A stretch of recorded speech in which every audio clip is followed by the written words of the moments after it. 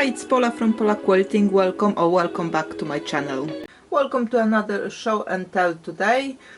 Both quilts I will show you have been washed. I used low pile fleece for batting and Orfil 15 cream thread for all the sewing work. So first quilt I would like to share with you is the quilt from this tutorial, which is variation on potato chip block, but with added wavy seams, and the blocks are obviously a bit bigger than you would normally have from the potato chip block.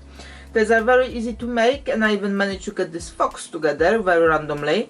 If you look very closely, you can notice it's made from two pieces of scraps, but it just came out so perfect. I also have a second fox hiding here. For backing I used bedding cover, but it was not that straightforward as usual. I bought this piece in scrap store and it was half of the bedding, so half of the front and half of the back of the bedding. I couldn't use it as one piece because of this, so I decided to cut it into large squares and then piece together. I think it came out quite nicely. How I quilted, I used just simple large wavy lines to quilt it. Nothing measured here, no markings needed or anything like that. When I made first kind of wavy line, I roughly echoed it about 2-3 inches away each time, and then repeated the process in other direction. And you know, they don't have to be exactly echoed, you can go in different direction as well. I made binding from 2.5-inch strips from some other bedding leftovers, stitched on the back first and then stitched on machine on the front using just straight stitch. Overall very happy, colorful baby quilt. Second quilt is from tutorial Magic numbers 11 succulent field.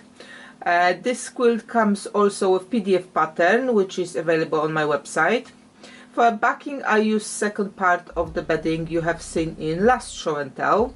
I like how it fits with color scheme and general look of the quilt, so they're really matching here. I've quilted it using straight stitch, using what I can call a spiky big waves.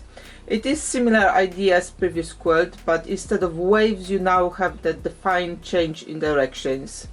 Again, no measurements or marking applied here, just I roughly echoed the lines, or you know, not even echoing, sometimes I was just going in different direction. As you can see on the diagram, distance about 3 to 4 inches from each other, and then I went the other direction of the quilt as well, same way. I used leftovers of the backing to make binding.